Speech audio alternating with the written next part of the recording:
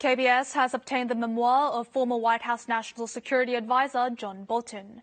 It contains a significant amount of information on the collapsed Hanoi Summit between Pyongyang and Washington, and Bolton's book says President Trump threatened he would withdraw U.S. troops unless Seoul pays $5 billion for hosting them. At an extended meeting following one-on-one talks, Kim Jong-un said there wasn't enough time left. 우리가 충분한 이야기를 좀 더 할 시간을 주셨으면 좋겠습니다. 우린 1분이라도 귀중하니까. President Trump asked if there were any other propositions in addition to the scrapping of the Yongbyon nuclear facility and insinuated to the North Korean leader that sanctions against Pyongyang could be eased partially.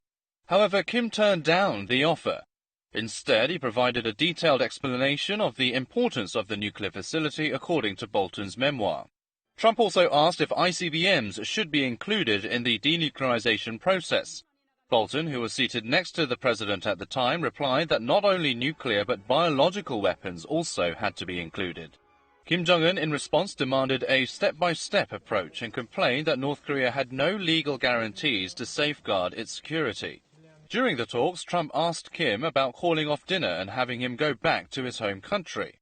The North Korean leader replied, smiling, that he couldn't do that. John Bolton writes in his book that Kim Jong-un, quote, was smartly playing on Trump's emotions and demonstrated willingness to finish the negotiations. Bolton also says Trump ordered his administration to use North Korea's provocations in the defense-sharing talks with Seoul. Upon receiving a report about Pyongyang's missile firing, Trump said, quote, this is a good time to be asking for the money, adding Seoul will pay $5 billion for hosting American troops. The U.S. president even told his officials to use the issue of troop withdrawal as leverage to make Seoul pay the demanded amount. Bolton says, quote, because I feared Trump's ultimate threat, withdrawing our troops from any country not paying what he deemed to be an adequate amount, was real in South Korea's case. I tried to develop a strategy other than just refusing to do what Trump wanted.